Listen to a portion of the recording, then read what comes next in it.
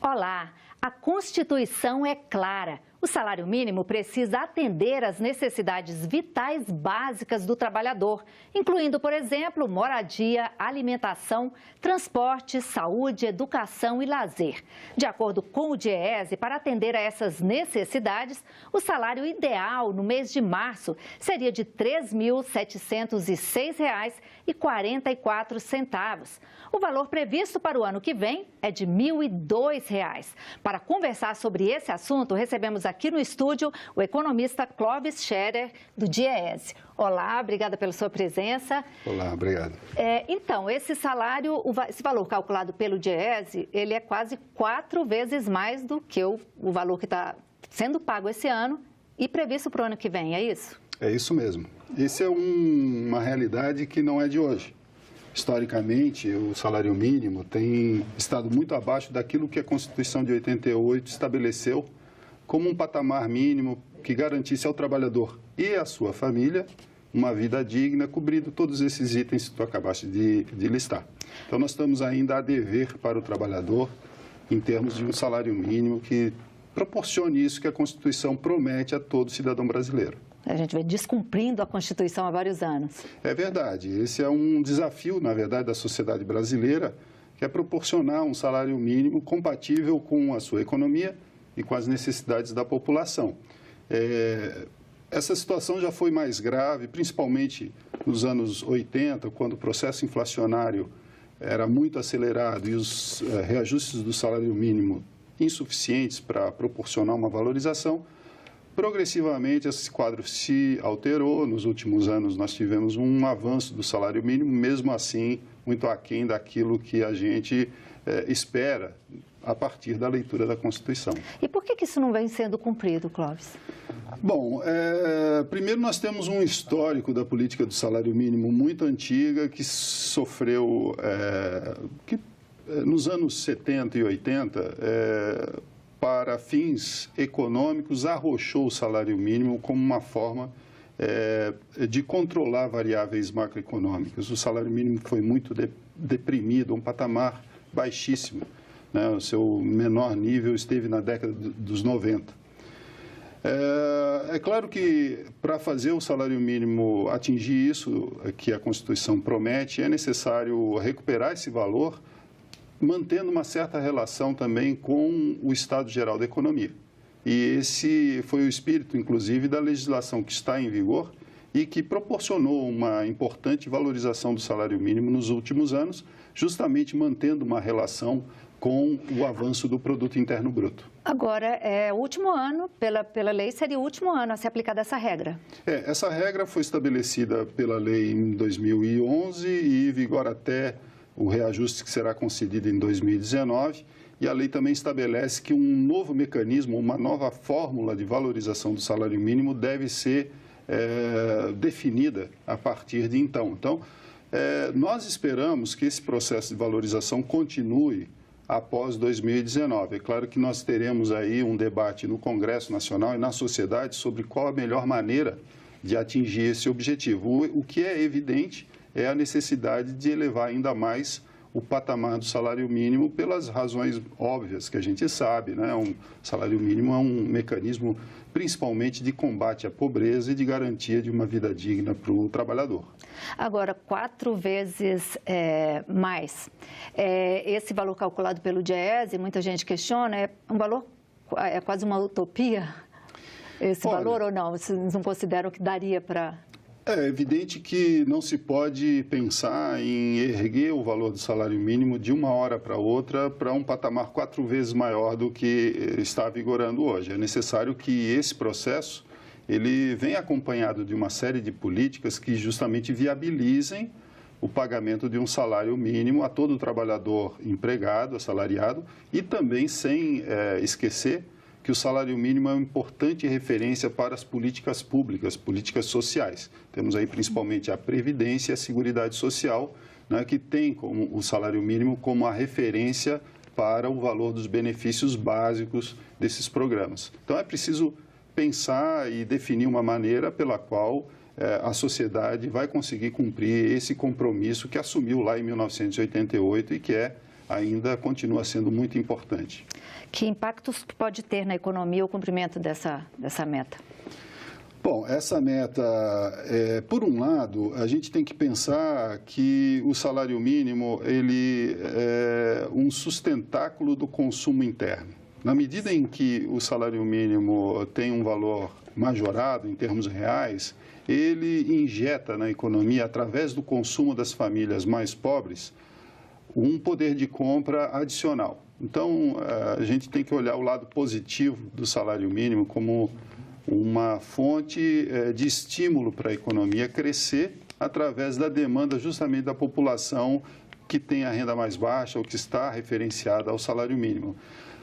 Um outro efeito positivo que o próprio salário mínimo traz é que ele difunde na economia não só entre os assalariados, entre os trabalhadores com carteira, um padrão de remuneração mais elevado. Então, com isso, o salário mínimo também interfere melhorando a nossa distribuição de renda e a gente sabe que as economias crescem mais quando a renda é melhor distribuída do que quando ela é muito desigualmente distribuída ou muito concentrada. É claro que muitos analistas falam no impacto fiscal do salário mínimo. Majorando o salário mínimo, você vai ter um impacto nas contas públicas. Mas, por outro lado, também, quando o trabalhador paga pelos produtos que consome, utilizando o seu salário mínimo, ele está gerando arrecadação de impostos. É preciso balancear esses dois lados da equação. Certo. Clóvis, eu vou te interromper um pouquinho. Eu fui para a rua, eu conversei com alguns trabalhadores, conversei com um economista também, e a gente vai interromper um pouco para ver uma reportagem sobre esse assunto e a gente continua daqui a pouco. Como dissemos no início do programa, o salário mínimo para o ano que vem deve ser de R$ 1.002. O valor está previsto na Lei de Diretrizes Orçamentárias, que já chegou ao Congresso e foi encaminhada para análise da Comissão Mista de Orçamento. Hoje, o valor do salário mínimo, que serve de referência para 45 milhões de brasileiros, é de R$ 954. Para o próximo ano, o governo propõe um aumento de R$ 48. O mínimo seria fixado, então, em R$ 1.002. Tomara, né, que aumente mesmo, porque eu estou precisando. A vista esse ano que aumentou 17, 48, já aumentou um pouco, né? Muitas pessoas que dependem do salário, o pai de família que só é o pai em casa, só a mãe, só tem uma renda e com filho a um salário é pouco. Então vai ser muito bom para atingir a necessidade dos familiares brasileiros. O aumento nominal que é proposto na Lei de Diretrizes Orçamentárias é de 5,03%. Descontada a projeção de inflação feita pelo próprio governo, daria um aumento real de 1%. O índice ainda pode mudar, caso a expectativa de inflação não se confirme. Isso aumenta o poder de compra, isso é relevante para a melhora de vida das pessoas. Eu acho que, evidentemente, é isso, porque aumenta o poder de compra. A recuperação da economia vai também, ao longo do tempo, refletir no emprego. Este economista considera boa a regra atual de reajuste do salário mínimo, que leva em conta o INPC, Índice Nacional de Preços ao Consumidor, e o PIB de 2 anos anteriores.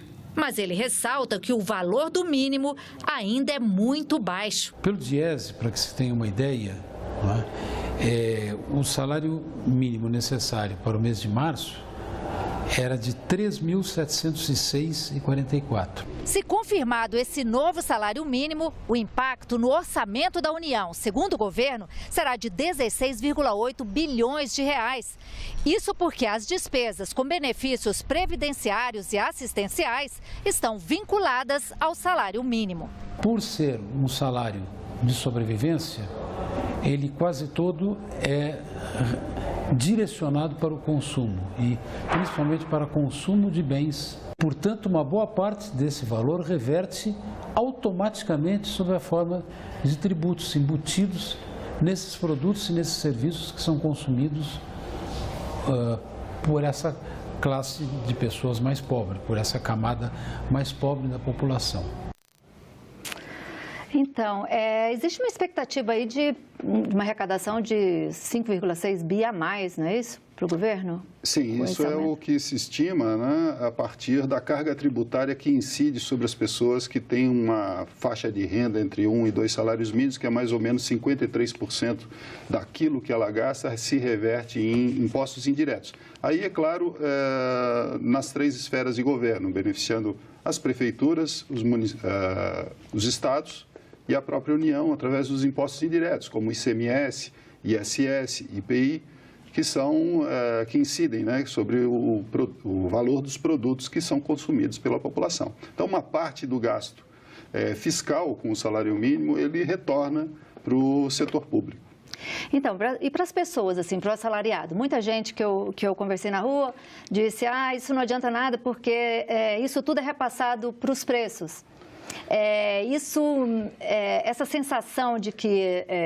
mas tem gente que tem uma sensação positiva que é alguma coisa, R$ 48,00 a mais. O que significa isso como é que o Diese vê isso? Olha, isso significa um avanço importante. É claro que 1% de ganho real é um percentual ainda insatisfatório, digamos assim, para as necessidades mais prementes da população. Um salário mínimo de R$ 1.000, frente às despesas que uma família tem com todos esses itens, é claramente insuficiente. No entanto, quando o salário mínimo ele tem essa valorização, e a gente percebeu claramente, ele realmente elevou em termos reais o poder aquisitivo das famílias, né? Não se observou, ao longo dos anos em que essa política esteve em vigor, uma correlação entre valorização do salário mínimo e crescimento da inflação, muito pelo contrário. Nós tivemos até, né, momentos em que o salário mínimo teve aumentos reais bastante significativos e a taxa de inflação veio a cair, né? Tudo vai depender muito, é claro, de uma série de fatores, né, que influenciam tanto na inflação quanto nos salários, no poder de compra dos trabalhadores.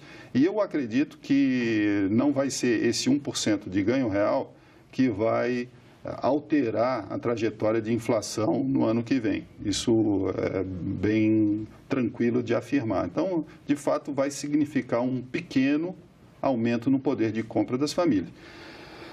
Esse ano o reajuste foi um pouquinho abaixo da inflação, né? Eles estão compensando agora com o reajuste do ano que vem. Justamente, em 2017 e 2018, os 2 reajustes que foram dados ficaram abaixo do INPC do ano anterior, gerando, digamos assim, um passivo do governo em relação aos trabalhadores, que agora deve ser recomposto. Espera-se, né, que depois de 2 anos de reajuste abaixo do INPC, em 2019 isso seja compensado, né, cumprindo o que, aliás, a lei determina, de que essa compensação seja feita, né?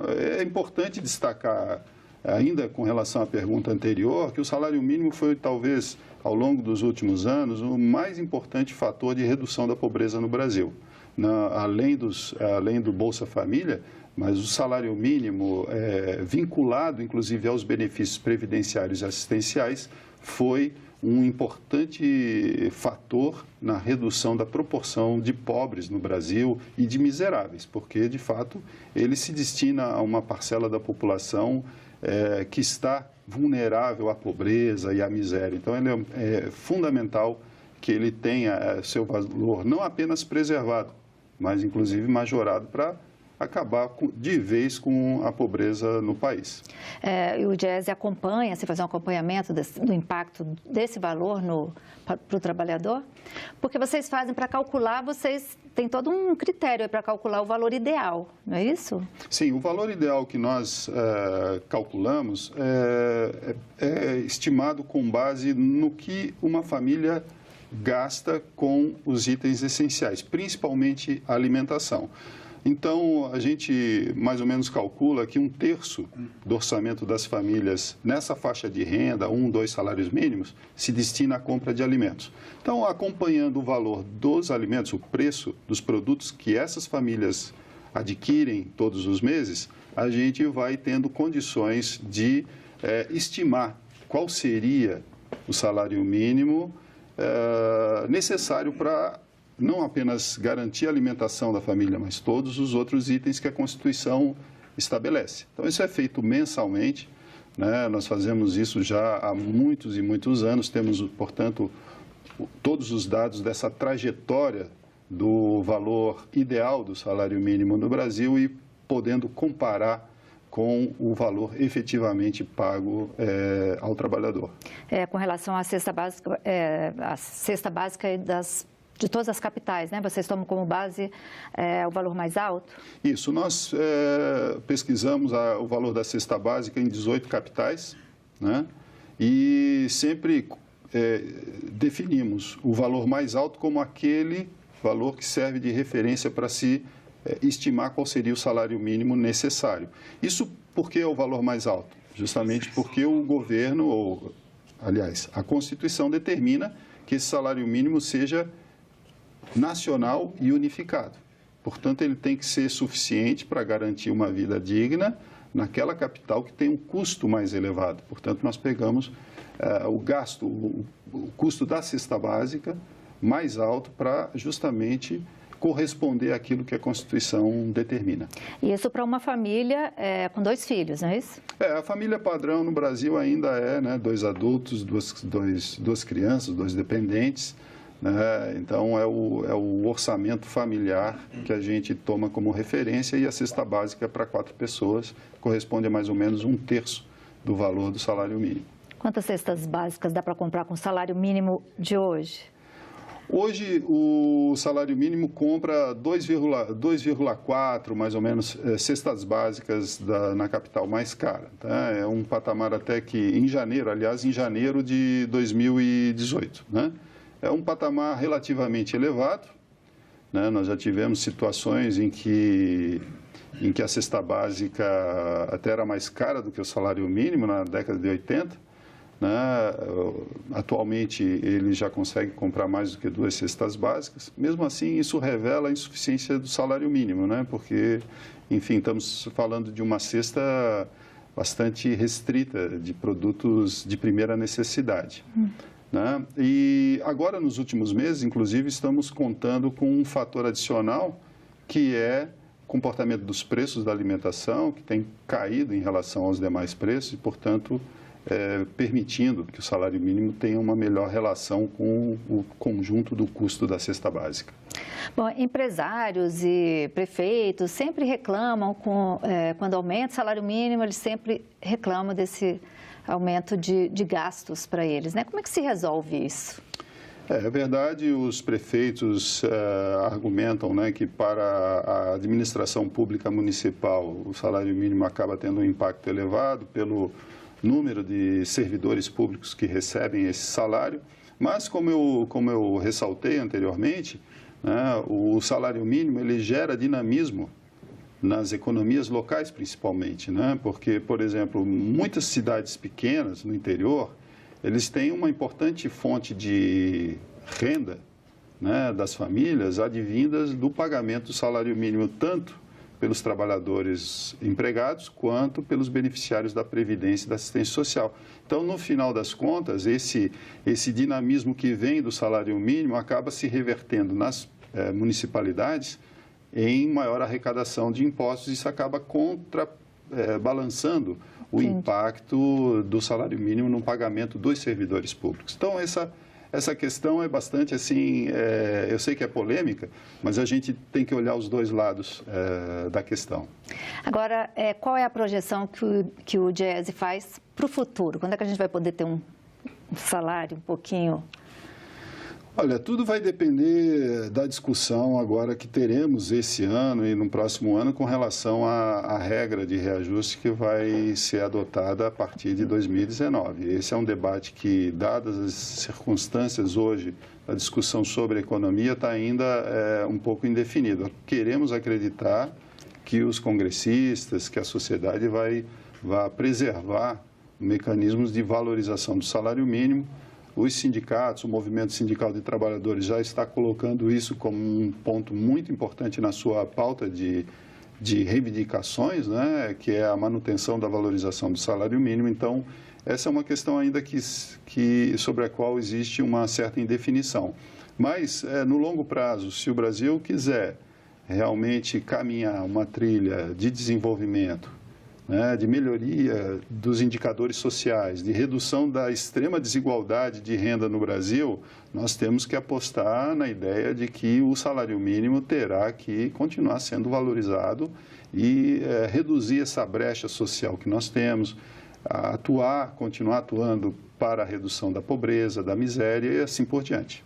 Então, o próximo governo, o próximo parlamento tem um papel importante nisso aí. Sem dúvida. Esse debate será um dos debates mais importantes que o Congresso e o próprio processo eleitoral deve trazer muito foco a essa questão.